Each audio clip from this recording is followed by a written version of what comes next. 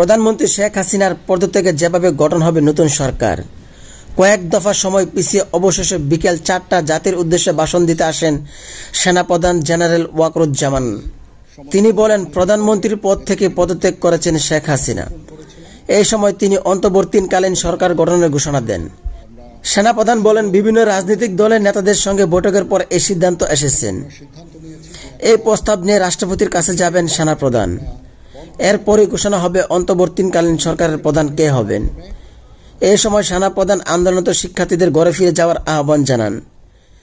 General Waker-Uz-Zaman বলেন, সব হত্যা ও খুনের বিচার করা হবে।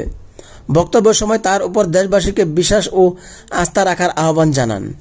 এর আগে জানা যায়, একটি সামরিক হেলিকপ্টার করে দেশ ছেড়েছেন প্রধানমন্ত্রী শেখ হাসিনা ও শেখ রেহানা। জানা যায়, আজ সোমবার দুপুর 2:30টায় বঙ্গভবন থেকে একটি সামরিক হেলিকপ্টার শেখ হাসিনাকে নিয়ে যাত্রা করে। এই সময় তার সঙ্গে ছোট বোন শেখ রেহানা ছিলেন।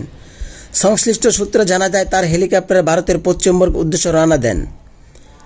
এদিকে বার্তা সংস্থা এএফপি জানিয়েছেন, শেখ হাসিনা ও তার ছোট বোন শেখ রেহানা নিরাপদ স্থানে চলে গেছেন। শেখ হাসিনা যাওয়ার আগে একটি ভাষণ দেওয়ার চেষ্টা করেছিলেন, কিন্তু সেই সময়টা পাননি।